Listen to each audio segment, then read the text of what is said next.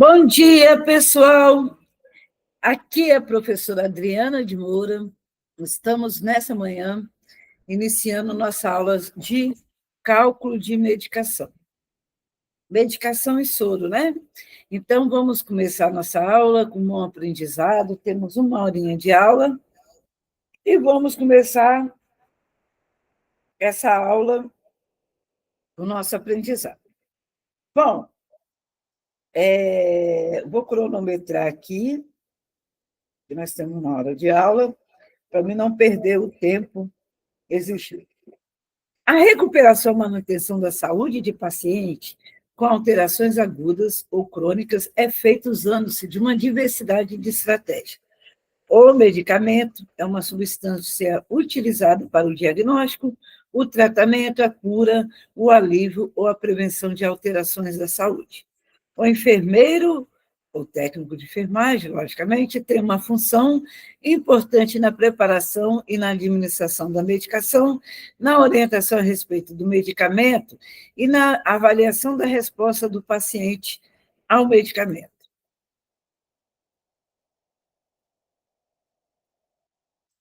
Aí nós temos um protocolo de segurança na prescrição desse medicamento, e no uso da administração de medicamento, conforme o Ministério da Saúde. Então, nós temos esse protocolo de segurança, que ele vai estar falando, abordando os 11 certos, os 11 acertos. Então, a gente tem um 11 acerto, nós temos a hora certa, que a medicação deve ser administrada sempre na hora prescrita, evitando atraso. Nessa etapa, devemos lembrar que a medicação deve ser preparada na hora da administração, de preferência à beira-leito.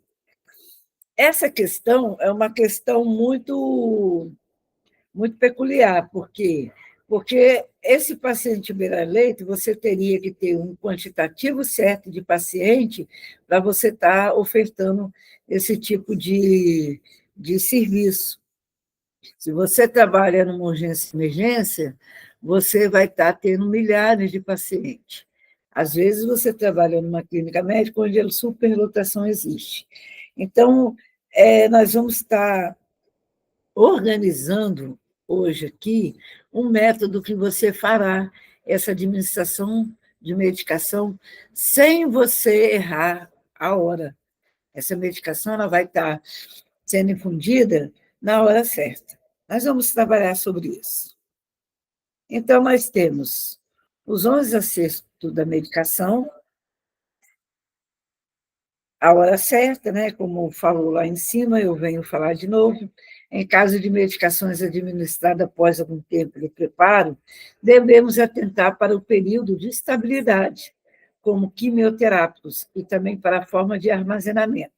Existem medicações que têm o prazo prolongado de ação, ele consegue ter uma validade mais, uma estabilidade mais prolongada, e existe medicação que tem uma estabilidade menos prolongada. Então, nós temos que conhecer o tipo de medicação que vai ser preparada. No caso dos quimioterápicos, eles têm uma estabilidade menos prolongada fora do corpo. Tá? A antecipação ou atraso da administração em relação ao horário pretendido somente poderá ser feito com o consentimento do enfermeiro e do prescritor. Então, se caso precisar antecipar uma medicação, ou você pode estar procurando um enfermeiro, né, que é a sua referência, ou então, se o enfermeiro tiver uma urgência e emergência, você pode estar se dirigindo ao médico, que é o prescritor das medicações. Lembrando-se que todas as medicações que eu tenho que antecipar, eu vou estar relatando nas minhas anotações do técnico de enfermagem. Medicamento certo. Essa etapa abrange conferir se o nome do medicamento que tem em mãos é o que está prescrito. Antes de administrar, deve conferir o nome do medicamento com a prescrição médica. Existe muito erro embasado nisso. Existem muitas medicações que o frasco são parecidos, e aí o técnico acaba achando que aquela é a medicação prescrita. Não, não vá pela embalagem, vá pelo nome. Confira o nome dessa medicação, porque você conferindo o nome da medicação, você não erra na hora do preparo. Eu, particularmente, eu prefiro conferir três vezes o nome do medicamento. Eu confiro a primeira vez, confiro a segunda vez, confiro a terceira vez. E se tiver algum colega perto, eu ainda procuro certificar com ele se aquela é a medicação certa. Medicamento certo, averiguar alergias. Paciente que tem alergia a alguma medicação deve ser identificada com pulseira e aviso no prontuário. Se houver associação de medicamentos, Buscopan composto, dipirona mais escopolamina, que é a composição do Buscopan composto, ele vem composto de 2-dipirona mais escopolamina, que é a idiocina. Deve-se certificar-se de que o paciente não é alérgico a nenhum dos componentes. Por exemplo, se ele for alérgico à dipirona, ele não pode tomar esse Buscopan composto. Se ele é alérgico à escopolamina, ele não pode tomar esse Buscopan composto. Então, antes de administrar a medicação, pergunte ao paciente se ele tem alergia a alguma medicação e qual remédio que ele tem alergia, para você ficar respaldado contra os efeitos colaterais ou até mesmo processo alérgico ou efeito extrapiramidal. A dose certa. Essa etapa, assim como todas as outras doses, é crucial. Ela abrange conferir atentamente a dose prescrita para o medicamento, dose escrita como 0, vírgula e ponto, deve receber atenção redobrada, conferindo as dúvidas com o prescritor sobre a dose desejada, pois pode redundar em dose de 10 a 100 vezes superior à desejada. Por exemplo, a dose prescrita em 0, vírgula e ponto são doses minimamente fracionadas. Um exemplo, insulina. Insulina vem 0,1, 0,2. Quando chega no 10, é 10 UI, 10 unidades internacionais. Então, a seringa dessas medicações, algumas delas são aquelas seringas de 1 ml. Se for uma seringa maior, se não tiver seringa de 1 ml, você vai ter que converter numa seringa maior essa fração de 0, de vírgula, de ponto. Então, em caso de dúvida, nada mais legal do que você procurar o enfermeiro para estar te ajudando, ou até um colega que é mais experiente para estar te ajudando a estar fracionando essa dose. No final, você fará uma dose certa, sem prejudicar o paciente e nem prejudicar você enquanto profissional. Essa etapa também, assim como todas as outras, é crucial, porque ela abrange conferir atentamente a dose prescrita para o medicamento, né? Repetindo, dose escrita como 0, vírgula e ponto, deve receber atenção redobrada, conferindo as dúvidas com o prescritor. Dose certa. Verificar a unidade de medida utilizada na prescrição em caso de dúvida ou medidas imprecisas, como, por exemplo, colher de chá, colher de sopa, ampola, consultar o prescritor e solicitar a prescrição de uma unidade de medida do sistema métrico. Por exemplo, se ele prescrever uma dose de miligrama de algum xarope, você vai chegar até o prescritor e falar, doutor, converta essas doses em ml para que possa facilitar o meu trabalho, por exemplo, 10 ml, 5 ml, 4 ml, 3 ml, 1 ml, e não prescrever em miligrama, por quê? Porque fica difícil de eu converter. Meu tempo é curto, tem vários pacientes para atender. Então, ele pode estar convertendo, ele pode colocar uma colher de chá, ele pode colocar colher de sopa, ele pode botar ampola, ele pode colocar em ml, você vai estar usando em seringa, e aí o trabalho fica bem direcionado. Conferir a velocidade de gotejamento, nesse caso do soro, realizar a dupla checagem dos cálculos, para o preparo e programação de bomba para administração de medicamentos potencialmente perigosos ou de alta vigilância. Então, o soro nada mais nada é também que um medicamento, só que é um medicamento de hidratação, de recomposição. Então, você vai estar realizando a dupla checagem dos cálculos para o preparo e programação de bomba para administração de medicamentos potencialmente perigosos ou de alta vigilância. Então, dentro desse soro, terá medicamentos que são rigorosamente de alta vigilância e que requer um gotejamento mais rigoroso. Então, quando ele requer um gotejamento mais rigoroso, a gente trabalha a infusão desse medicamento através de bomba de infusão. Tudo preparado, ó. Nós fizemos a hora certa do medicação, medicamento certo, né? E a dose certa. Dose certa. Agora nós vamos ir até o paciente, que esse paciente tem que ser o paciente certo. Para certificar-se que a medicação será administrada no paciente certo, preconiza-se utilizar 2 identificadores como o nome do paciente e data de nascimento. Então, nós vamos estar conferindo, através da prescrição médica, à beira-leito, seu João, seu nome é João da Silva Meneghel Souza? Sim. Sua data de nascimento é essa? Sim. Se tiver mais que um, você vai diferenciar com o nome da mãe, para você não ter erro.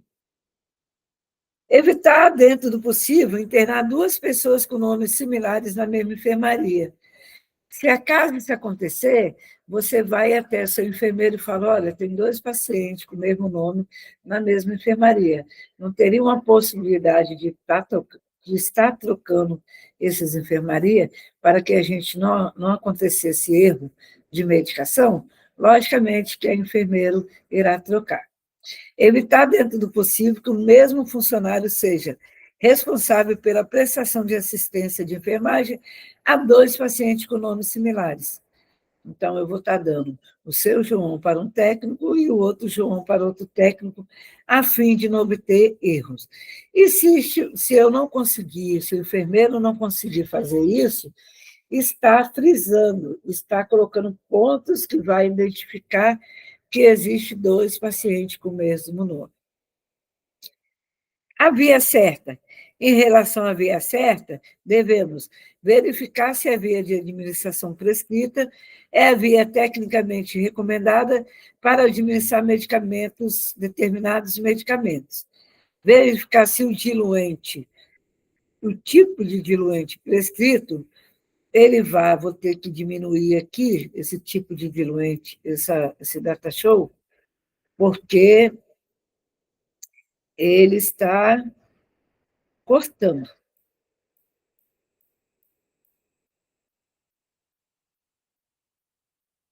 Vamos dar uma olhada, a via certa, agora está legal. Em relação à via certa, devemos verificar se a via de administração prescrita é a via tecnicamente recomendada para administrar determinado medicamento. Verificar se o diluente tipo e volume foi prescrito. Então, nós temos que verificar se essa via prescrita é tecnicamente recomendada. Por exemplo, existem medicações que não podem ser introduzidas na via endovenosa. Um exemplo, benzetacil. Benzetacil, ele não pode ser introduzido endovenoso, porque o pó de composição do benzetacil, ele fornece um entupimento. Aquele pó, ele é dissolvido, mas depois ele tem um agrupamento. Por quê? Porque na via intramuscular, isso é proposital, ele tem que agrupar para ele ser liberado gradativamente. Já na via endovenosa, não pode ter pó de medicação, porque o pó ele causa entupimento e pode acontecer infarto agudo do miocárdio. Existem medicações também que não pode ser introduzida intramuscular, porque causa necrose. Então, você tem que certificar.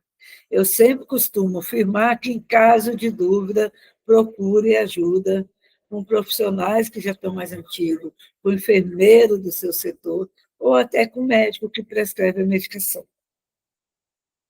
Analisar se o medicamento tem compatibilidade com a via prescrita. Ver identificação da via na embalagem. Uma outra ajuda que vocês podem ter é com a farmácia. O farmacêutico ele pode estar te ajudando nessa embalagem dessa medicação, né, que é a bula médica. Então, ele pode estar te ajudando a você também estar tirando essas dúvidas. Mas você tem perto o enfermeiro, os técnicos de enfermagem mais antigos e o médico prescritor. Você pode estar pedindo ajuda a esses profissionais. Avaliar a compatibilidade do medicamento com os produtos utilizados para sua administração. Seringas, catéteres, sondas, equipos e outros. Então, você vai avaliar a compatibilidade do medicamento com produtos utilizados para sua administração. Então, você vai estar usando uma seringa certa, com volume certo, você não está colocando, você não pode colocar numa seringa de 20 ml uma medicação de 5 ml. Por quê? Porque a pressão que você vai fazer nessa seringa é muito forte. Você vai estar rompendo os microvasos e causando hematomas.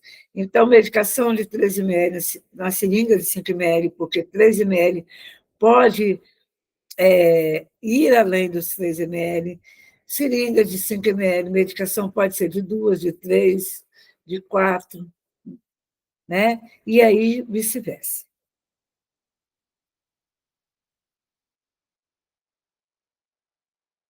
Ok. Esclarecer todas as dúvidas com a supervisão de enfermagem, prescritores ou farmacêuticos previamente à administração do medicamento. Foi o que eu falei anteriormente. Tem dúvida, tem um enfermeiro, tem um farmacêutico e tem um médico. Se você errar, é por descuido, porque suporte você tem. Tem um enfermeiro para te orientar, para te ensinar, tem um farmacêutico para te dar orientações também, e um médico para estar te, te dando a resposta do que ele prescreveu. Essa etapa está relacionada com a forma farmacêutica do medicamento. Checar se o medicamento a ser administrado possui a forma farmacêutica e via de administração prescrita. De acordo com os 10 passos para a segurança do paciente, o paciente também é uma barreira para prevenir estes erros e deve ser envolvido na segurança de sua assistência. Devemos informar o paciente sobre qual medicamento está sendo administrado. Esse medicamento, você tem que falar o nome dele. Para que serve? Olha, essa medicação é para cortar o seu vômito, suas náuseas, tá? E a dose e a frequência que será administrada. Eu estou administrando aqui ou no soro, ou via endovenosa direto, e você vai ter, vou estar fazendo lentamente, porque se eu fizer rápido, você vai ter grandes efeitos colaterais. Checar se de forma farmacêutica e a via de administração prescrita estão apropriadas a condições clínicas do paciente. Por exemplo, se o nível de consciência permite a administração de medicação por via oral. Logicamente que o paciente está desmaiado, você não vai tentar dar essa medicação por via oral. Se ele está vomitando, é medicação perdida. Tem que dar por via endovenosa ou intramuscular. Registro certo da administração. O registro de todas as ocorrências relacionadas à administração de medicações é um importante instrumento para garantir a segurança do paciente na continuidade dos cuidados. Lembre-se, você não estará lá no próximo turno para esclarecer dúvidas. Então, anote com atenção, clareza e detalhes importantes. Essas anotações de enfermagem não é só um meio de organização do seu trabalho, e sim informações do que você fez. Quem vai pegar o seu plantão, ele vai ter informações do seu relato, e isso ajuda muito na continuidade do trabalho. Isso ajuda demais. Então, o registro certo da administração, você é obrigado a fazer, porque não adianta você trabalhar perfeito se você não anota. Se você não anota o tempo, as intercorrências, o registro das medicações fora do horário, se você não anota as condições da paciente, você não está trabalhando, você não está gravando, registrando o que você fez. Então, você pode trabalhar muito bem, se não registrou, você não fez nada. Isso pode repercutir muito na sua profissão. Checar na prescrição horário da administração do medicamento. Na anotação de enfermagem, registre o medicamento administrado e justifique em caso de adiamentos, cancelamentos, desabastecimento, recusa do paciente e eventos adversos. Aí vem a compatibilidade medicamentosa.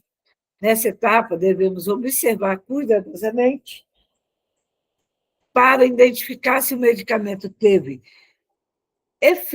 o efeito desejado. Registrar em prontuários e informar ao prescritor todos os efeitos diferentes, em intensidade e forma, do esperado medicamento. Devemos considerar que o paciente ou familiar relata e nunca menosprezar ou desprezar as informações concedidas. Aí vem o direito do paciente, direito à recusa da medicação.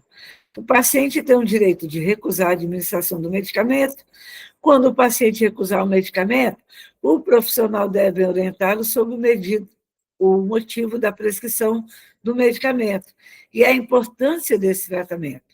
Os casos de recusa em o medicamento prescrito deve ser registrado em prontuários e o médico deve ser comunicado. Então, tudo de intercorrência você tem que registrar em prontuário médico. Prontuário médico, no final, tem anotações de enfermagem.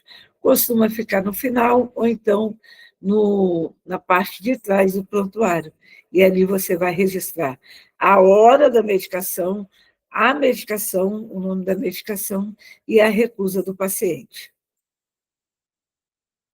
Orientação correta ao paciente. Refere-se tanto ao profissional quanto ao paciente. Qualquer dúvida deve ser esclarecida antes de administrar a medicação. Isso daqui vai aqui, ó, na administração de medicação. Na administração de medicação, tá? Que você vai estar fazendo essa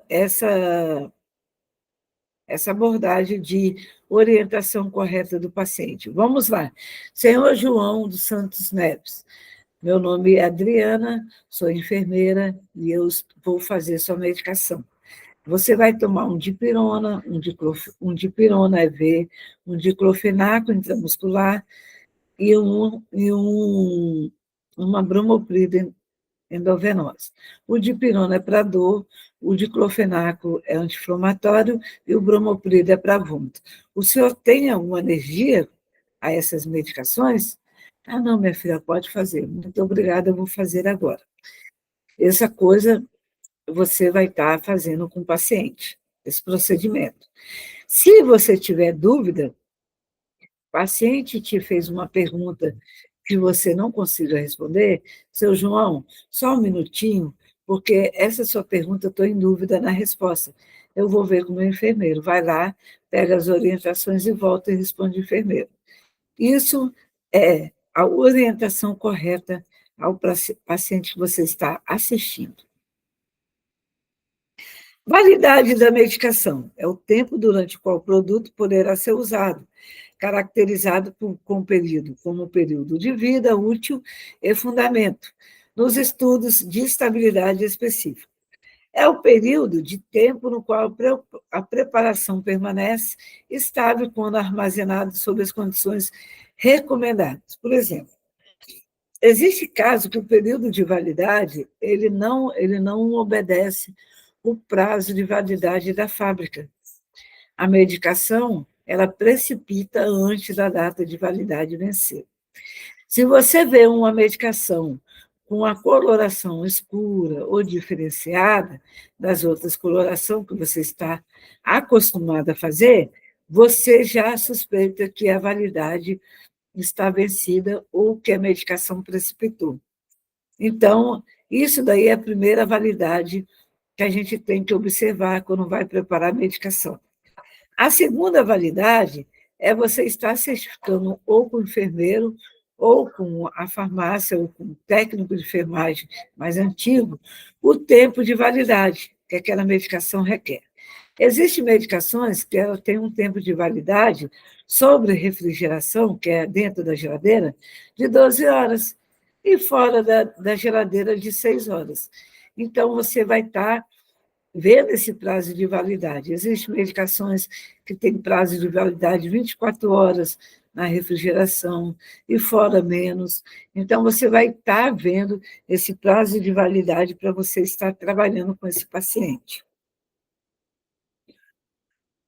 Ele deverá ser indicado nas embalagens primárias e secundárias, quando indicar mês e ano, entende-se como vencimento do prazo o último dia desse mês.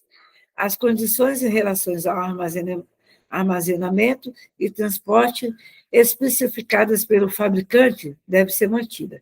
Então, se uma embalagem ele vem com a validade 6/2026, então quer dizer que em junho de 2026, essa medicação perderá a validade dela. Ok?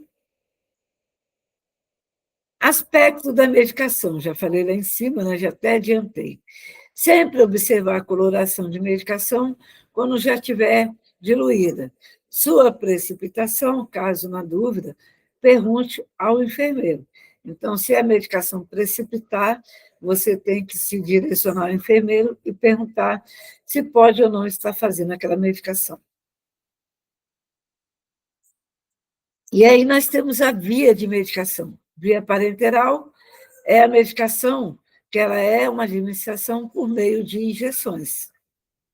Constitui um procedimento invasivo que requer técnica asséptica, utilizada quando se deseja uma ação imediata da droga ou quando outras vias não estão indicadas. Então, nós temos as vias parenterais, que são intravenoso, que você pode usar a sigla IV ou EV, intramuscular, IM, subcutânea, SC, intradérmico, ID.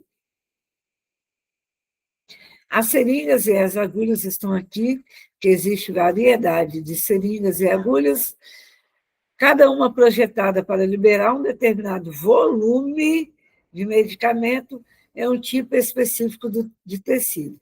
Então, se eu tenho um paciente chocando, com hemorragia, hipovolemia, hipotensão, que é pressão baixa, eu vou estar usando um catete mais calibroso se a veia me der condições. Se ela não me der condições, eu posso estar usando um menos calibroso, porém, acessando mais de uma veia, para que entre maior volume de líquido nesse paciente, a fim de restabelecer as condições de vida e os sinais vitais dele. As agulhas, constituídas por 3 partes, base, hastes e bisel, ela vem do material inoxidável, é descartável, comprometimento variável 40 vezes 12, 40 milímetros mm, diâmetro é medido em calibre, e a biossegurança, o Descarpac, aonde essa seringa, essa agulha vai ser descartada.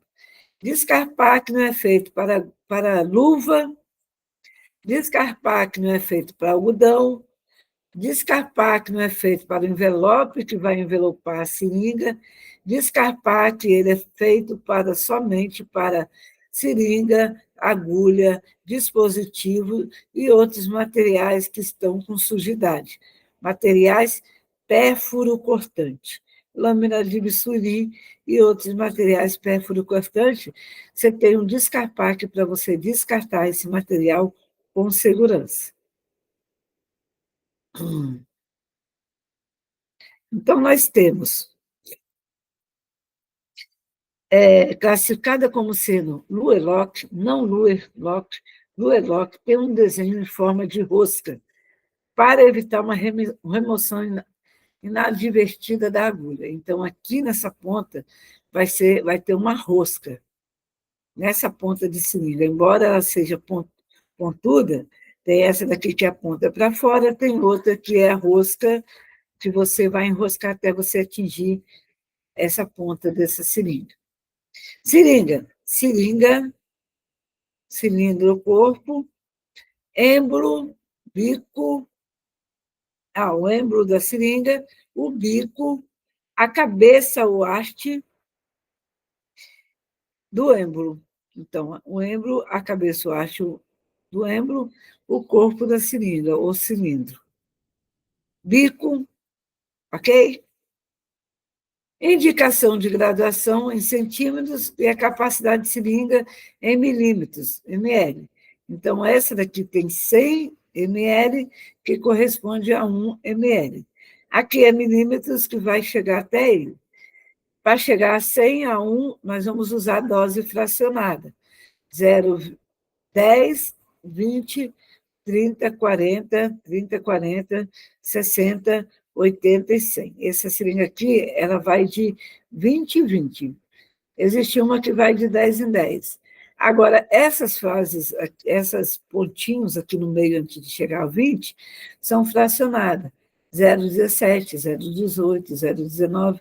Usa muito nessas doses de insulina ou então de medicações subcutâneas. Durante o procedimento do preparo, as partes a serem mantidas estéreis da seringa são: o que você vai proteger na seringa quando você administrar a medicação e quando você preparar. O bico, esse bico aqui, ele tem que ficar estéreo, está protegida, e o êmbolo. Tanto é que, se você colocou a medicação na seringa, você vai reencapar com a tampa dessa agulha, e você vai envelopar a partir do êmbolo. Você vai botar o êmbolo dentro do envelope que veio a seringa lacrada. O bico da seringa não varia com o tamanho da mesma, então ela é uniforme, mesma coisa. Vários tamanhos, que varia de 1 a 60 ml, são a seringa, que ela vai ter essa variação. Aí nós temos nossas medicações injetáveis. Nós temos ampolas, né? E aí vocês vão ter frascos e frascos. Lembrando que existe certa ampola que é difícil você focar essa ampola. Mas aí, se você observar na fábrica, elas têm as marcações. As marcações dela, essa daqui, se eu não me engano, ela tem uma bolinha, uma bolinha. Você vira a bolinha para o lado inverso da mão, e aí você faz pressão inversa, aí você consegue focar, quer dizer. Essa daqui já tem aqui em cima, que é um caso de estar conseguindo focar ela mais para cima. Nós vamos começar o preparo das soluções injetáveis. Antes, porém, né, nossa prática primeira de todos os procedimentos é lavagem das mãos e organizar o material numa bancada limpa e seca. A professora tem que lavar as mãos naquela técnica? Não. Essa lavagem de mão pode ser aquela lavagem rápida e prática, mas bem realizada, tá? Depois você vai estar preparando o material, depois da lavagem das mãos, e você vai lavar as mãos antes e após esse preparo do material e antes e após o preparo da medicação. Local de preparo, beira do leito ou bancada. Se você tiver poucos pacientes e for um hospital que ele exige preparo da medicação beira-leito, você vai preparar beira-leito. Se você tiver bastante paciente, para adiantar o seu processo de trabalho, você vai preparar na bancada. Realizar a desinfecção da bandeja com álcool a 70% em sentido único. Você não é para ficar esfregando a bandeja. Passou uma vez, tirou, passou uma vez, tirou, passou uma vez, tirou. A medicação deve ser preparada com a prescrição ao seu lado. você tem que ter a prescrição como base para você estar preparando essa medicação. Uso de luva, uso de máscara, vamos ver? Com certeza, você tem que usar a luva porque você está preparando uma medicação que vai ser introduzida, que é um processo invasivo no corpo do paciente. Ela vai ser introduzida no corpo do paciente, então não pode ter sinais de bactérias. Máscara, com certeza, você poderá estar inalando essa medicação. Tá? Existem medicações que têm as gotículas muito leves, então ela se evapora por via ambiente. Então, você pode estar inalando essa medicação e ganhando resistência contra ela. Você poderá ficar resistente a esse tipo de medicação.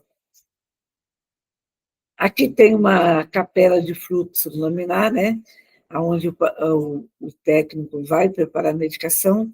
Essa daqui ela é fabricada para você estar preparando a beira-leito, né, perto do paciente. Ainda não é a nossa realidade, não, tá, gente? E aí nós vamos fazer medicação endovenosa de EV. Vou parar por aqui na medicação e vou entrar no outro slide, porque a medicação que eu quero começar com vocês é o preparo de soro e o gotejamento. Então, aqui nós vamos parar essa apresentação e nós vamos entrar na outra tipo de medicação.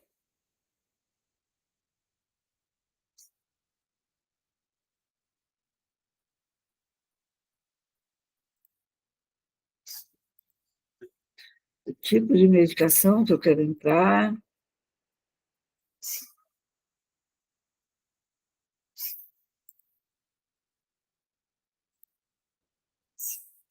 parar compartilhamento.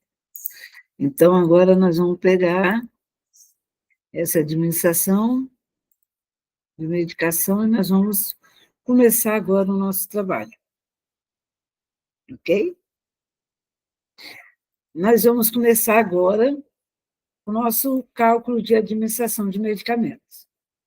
A professora Adriana, que está aqui falando com vocês, vamos começar. Nós vamos começar hoje o cálculo de gotejamento. Cálculo de gotejamento de soro, nós temos as fórmulas, o número de gotas por minuto, que é uma regra básica da enfermagem, que vem falando que o número de gotas por minuto corresponde a volume do soro dividido por tempo que ele vai correr, vezes 3. Esse 3 ele é fixo, ele não sai, ele é um número fixo. Se a médica pede para converter esse soro de gotas para microgotas, existem muitas situações assim na pediatria e UTI neonatal. Então, você vai estar fazendo um outro cálculo. Número de microgotas será volume dividido por tempo.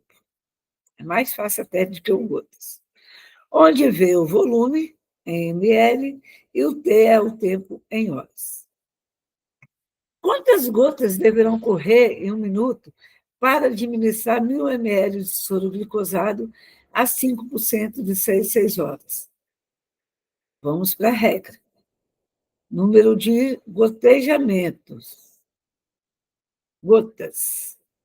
Então, se é gotas, é uma fórmula de gotas, não é microgotas. Fórmula de gotas é volume dividido por tempo vezes 3.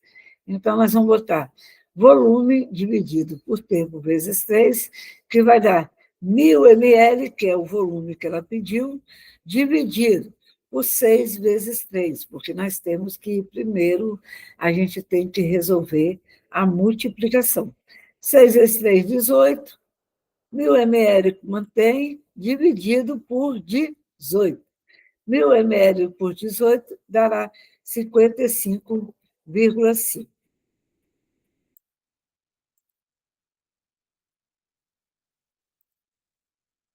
Vamos lá. Pegar a calculadora aqui para a gente poder fazer mais.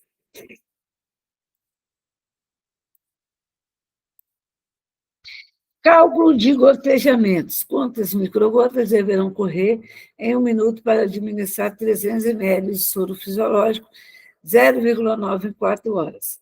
Número de gotas dividido por minuto, que é igual volume dividido por tempo, que é igual volume, 300, tempo, 4 horas. 300 dividido por 4 vai dar 75 microgotas. Lembrando que no final você tem que botar gotas por minuto, ou se for microgotas, você coloca microgotas por minuto.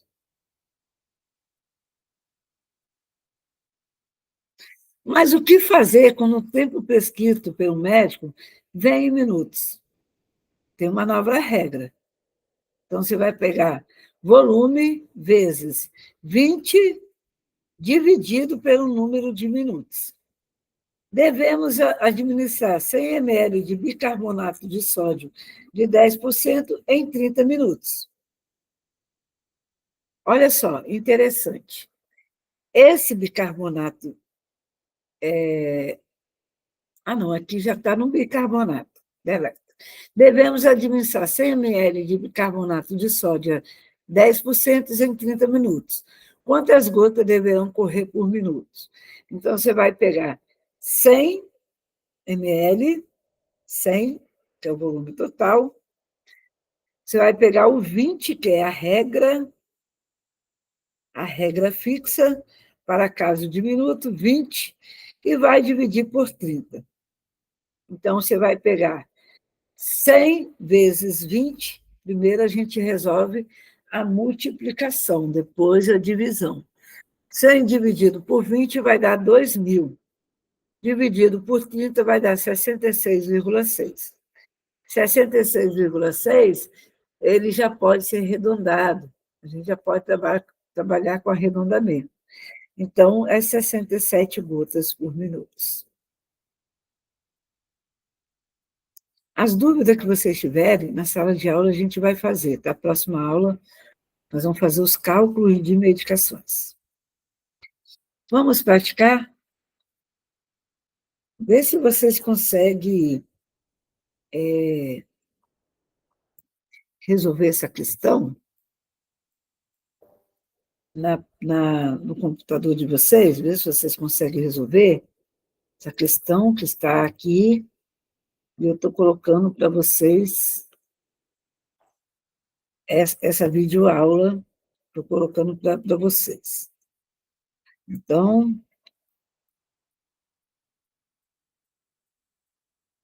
está aqui, estou botando aqui, ó. Estou gravando a videoaula, postei estes cálculos para trabalharmos em sala de aula. Tentei resolver, mas antes.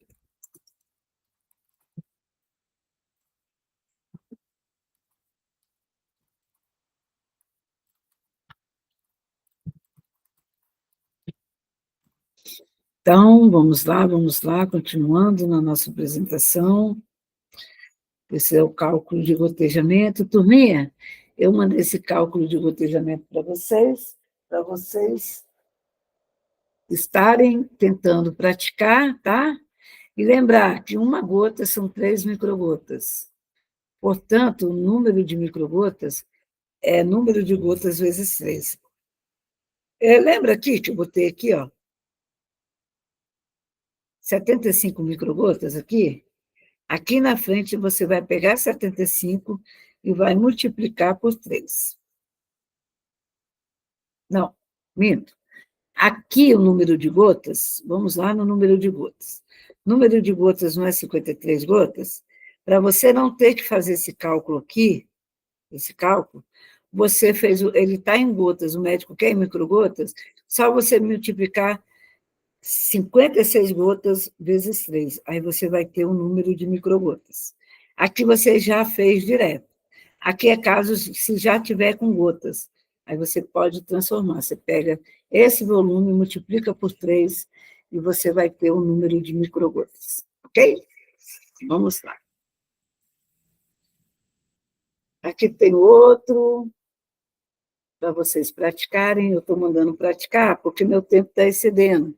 E nós vamos praticar em sala de aula esses exercícios. Ok? Vou estar mandando para vocês também, para vocês poderem praticar também.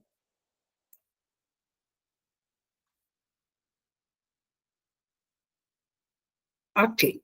Vamos lá, vamos lá, vamos lá. Vamos que vamos. A administração eu vou deixar para depois.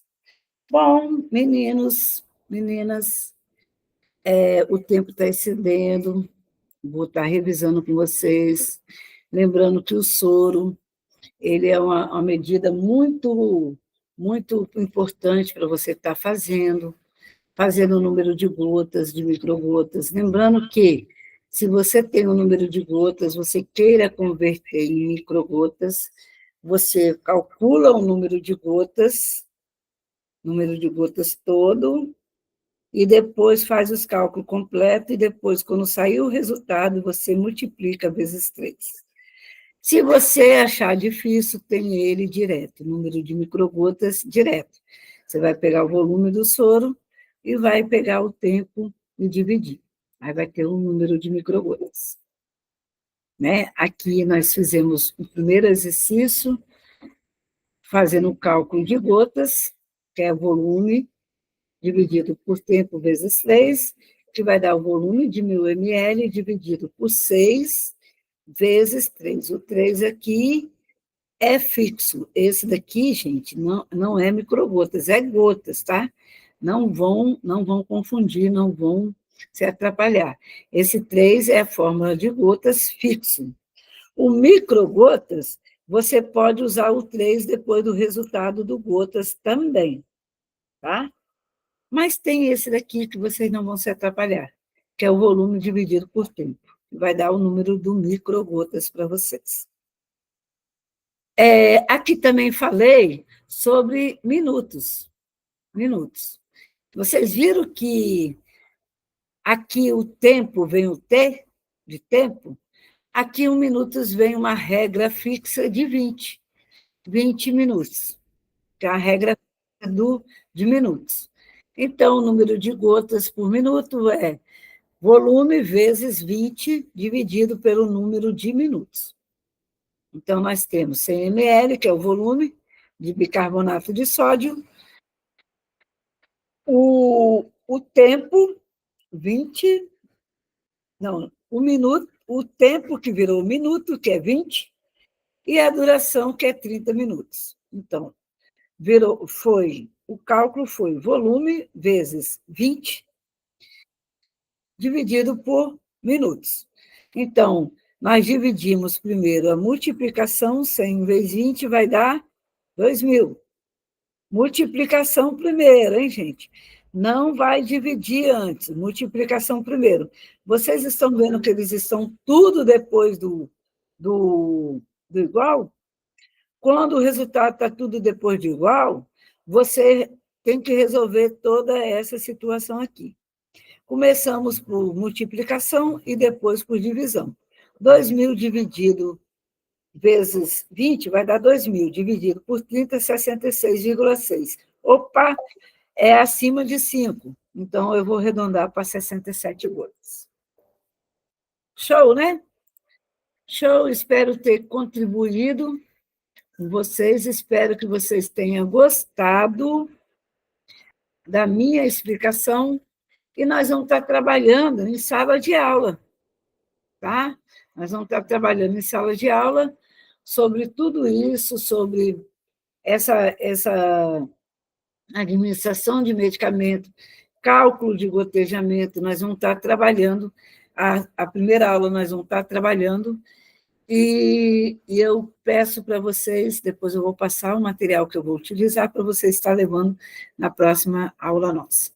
Um beijo no coração, fique com Deus, Até a próxima, e eu estou aí para ajudar vocês a estar sendo mais eficiente na área do técnico de enfermagem.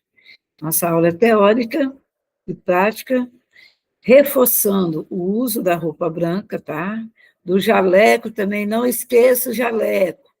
Não pode entrar na sala de fundamentos com adornos. O que é adornos, professora? Pulseira, anel, aliança, relógio, tudo que venha a estar contribuindo para que você possa levar infecção para casa. Ok? Beijo no coração, fico com Deus e até mais.